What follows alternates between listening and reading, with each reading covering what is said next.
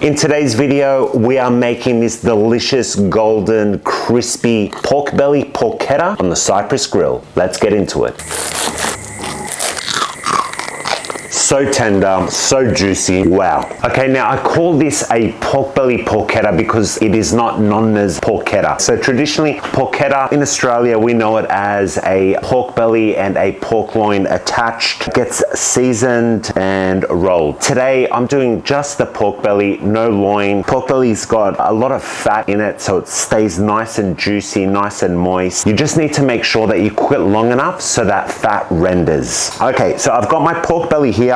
This is from Lagano Gourmet Meats in Sydney. The secret to success when it comes to crispy pork belly is ensuring that the skin of the pork is dry. If you buy your pork and it comes in a Cryovac bag, it's sealed, it's gonna have a lot of moisture retention, not only on the skin, but also underneath it. You need to dry it out. So how to do that? Grab yourself a wire rack, place your pork belly on top and put it in the fridge uncovered. Now, I like to go for at least 3 to 4 days uncovered in the fridge to really make sure that that skin is nice and dry, and that's what I recommend you do. I don't put any salt on the pork to accelerate that drying process. I find that it sort of compresses the crunch. What we're looking for at the end result is a nice, light, aerated, crispy, golden pork. Enough talking, let's get into the prep. So we are going to butterfly open this pork belly. I've made some stuffing, so we are going to stuff and roll this pork belly, and we're going to cook it on our Cypress grill. All right, so let's just lay our pork belly on our board. Now, in order to get that nice bubbly crackling, I like to prick tiny holes into the skin of the pork, and I do that using this tool here. This is called a jacquard. It has 48 stainless steel blades that come out as this plate retracts and pulls back as you push down into the skin of the pork. If you don't have one of these, that's fine. You can always use the tip of a sharp pointy knife and just like this into the skin of the pork. You just want to make sure that you don't go past the skin, because if you do go past the skin, what's going to happen during the cooking process, you're going to have a lot of those juices coming up, pooling onto the surface of your skin, and wherever you have pooling on the surface of pork, you won't get crispy crackling. Okay, so let's prick some holes into the skin of the pork, then we'll butterfly open. We're going to stuff it, roll it, and get it ready for the Cypress grill. Now, the skin of the pork is really dry, so you want to make sure you push down and penetrate. Once your arm gets sore, switch. 1 million holes, perfect. Okay, after we've pricked our holes, we're going to butterfly the pork belly open. So lengthways, where it's the longest, that's where we're gonna start cutting from. So you wanna take your thickest side with all the fat, okay? Which is this side here, as opposed to this side here, which is a little bit thinner. It's gonna be a little bit harder to get through. So we'll leave that as our seam, and we'll start just with our boning filleting knife. We'll come down here and start scoring just about halfway through. Just open up your seam that you've created, and just with the tip of your knife, just keep on working through it and pull back. You want to try and angle your knife down a little bit, so you just want to make sure you don't come up through the skin. So it's better just to angle your knife down a touch, pull back as you're cutting through. Okay, making sure that you're angling the knife downwards. Okay, now when you get to the end, you want to be careful. You don't want to go too far, because if you go too far, this top part will detach, and that's not what we want. Okay, and I think that is going to be it. All right, so we've got our pork belly butterflied open, a little bit thin, a little bit of a hole down on this side, but it's not a problem at all. Now it's time to lay down some seasoning and get our pork belly stuffed. Our seasoning of choice today, we're going with a double garlic butter. This is a great kick of garlic on any protein, vegetables, seafood. It's delicious. And then on the top, we're going to layer it with some of our steak shooter spicy for that gorgeous color and that pop of flavor. So just, you want to season from a high, just so it's a nice even distribution of seasoning. Okay, now for our stuffing. So the stuffing that I've made up is a mix of chorizo, onion, apple, fennel, and some herbs and spices. It's a delicious pairing with pork. So just pre-cooked, nice and cold. Just gonna lay this in on top. Just press it down.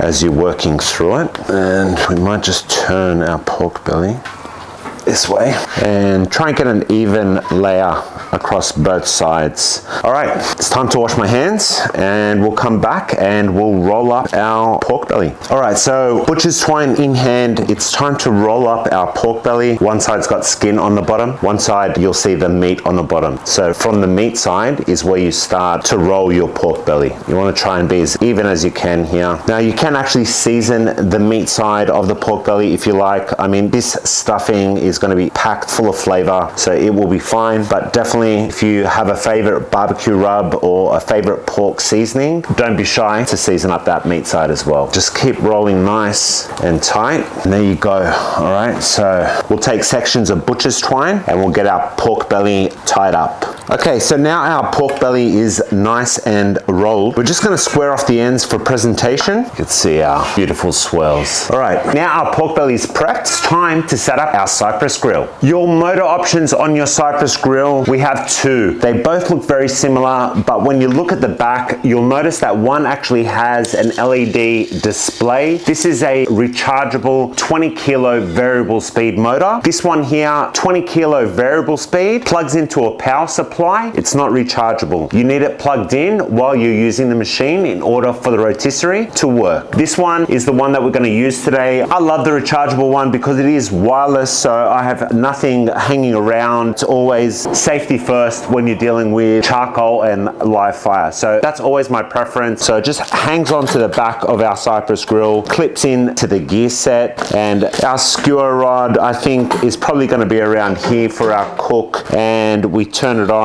and we're spinning. So it's that easy, all right? So we'll take this out for now. We'll skewer our pork belly after our charcoal is lit and ready to go. So speaking about charcoal, my charcoal of choice is Olive Pipco Premium Charcoal Briquettes. It is made from the seed of the Kalamata olive. You get a 10 kilo bag with a zipper. It's a sustainable product. No chemicals, no fillers, no fuel, no crap. It's got a nice smell, imparts great flavor on your food. To light our charcoal today, I am going to use a chimney starter. We're just going to leave a little bit of excess briquette in the base because I'm going to need a little bit more charcoal than what this charcoal chimney can take. So we're just going to fill up the charcoal chimney.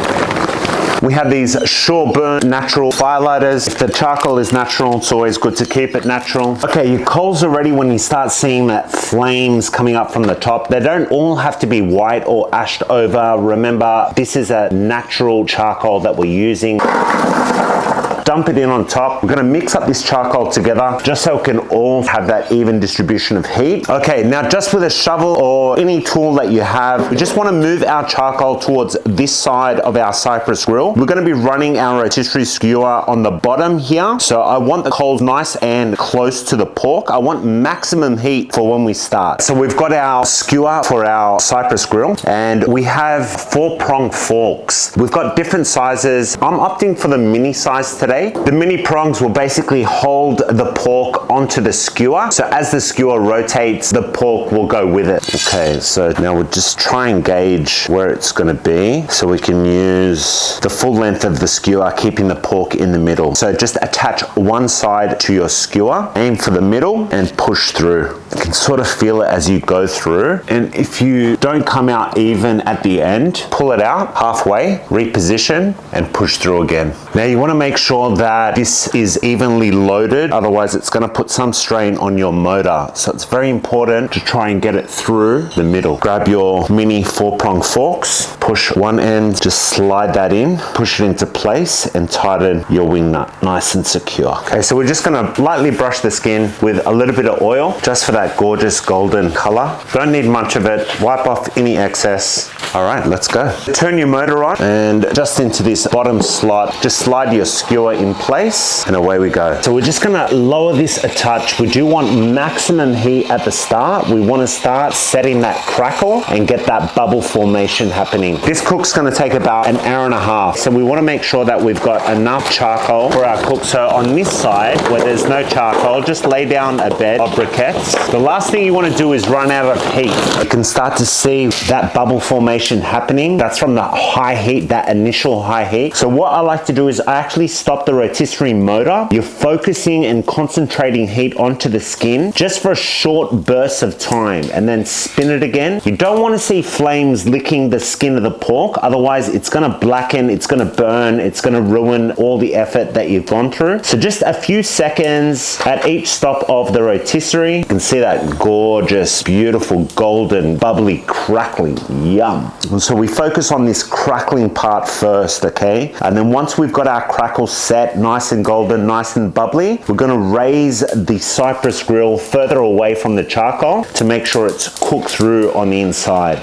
Gorgeous bubbles, beautiful. So as our crackle gets more and more even and has set, we wanna increase our revolutions per minute here on our variable speed motor. And this is to make sure we stay nice and golden without black spots on our crackling. What we can also do at this stage is we can raise our Cypress grill further away from the charcoal. Our crackling has set beautifully. Now we just want to make sure that we cook through the meat. So just raise the bar, tighten it up, and we'll let that keep cooking now until the meat has cooked through, which is around about, I like it at 180 Fahrenheit as an internal. It's nice and soft. It's got a lot of fat in the pork, which is going to render and keep it nice and juicy, so it can go up to a higher finishing temp. Throughout the cook, I adjust my heat to where I want to focus to make sure I've got it all as crackled as what it can be. So I put mounds to make the charcoal and the heat a little bit higher, a little bit closer, just to get those spots while still protecting the rest of the pork that is looking absolutely sensational.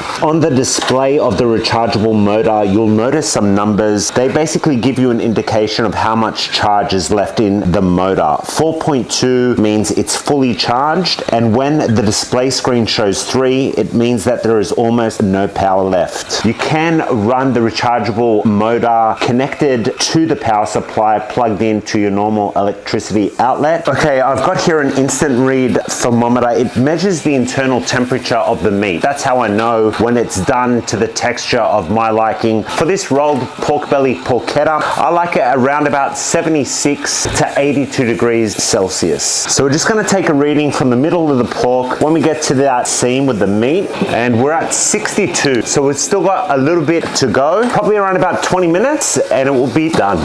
Okay, so our pork belly is nearly finished on the Cypress grill. Gloves, let's talk about it. If you're pulling meat, shredding meat, slicing meat, it's the inner cotton gloves underneath the black nitrile food safe gloves. Our pork has hit an internal temperature of 78 degrees Celsius, so it's time to take it off the Cypress grill and let it rest. Okay, we're just gonna leave our pork on the bench. We're going to let it rest before we slice it, and we're gonna keep our mini prongs in, and we're gonna keep the porchetta on the actual skewer. I don't like taking it out because I like to let it rest first. I don't want to leave that center hole open and have juices flowing and gushing out of the pork. That crackling looks sensational. Just cover it with foil loosely. Chef Supply Co. slicer in hand means one thing and one thing only. It's time to slice. So we remove our mini 4-prong forks and we take the skewer out of the pork belly. Beautiful. Oh yeah. Okay, so obviously it is rolled. Okay, we've got all our pieces of twine that we need to remove. In the spirit of time, I am gonna slice and I'm gonna remove the twine later.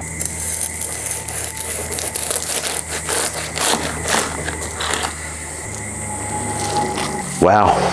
Okay, so there you have it, a beautifully golden, crispy pork belly porchetta cooked on the Cypress grill. If you liked anything in today's video, please do us a massive favor. Hit that subscribe button, hit the like, leave us a comment down below to let us know we're on the right track. We're giving you content that you appreciate and is helpful for you to learn some new tips and tricks on how to use your Cypress grill. Okay, let's take some more slices.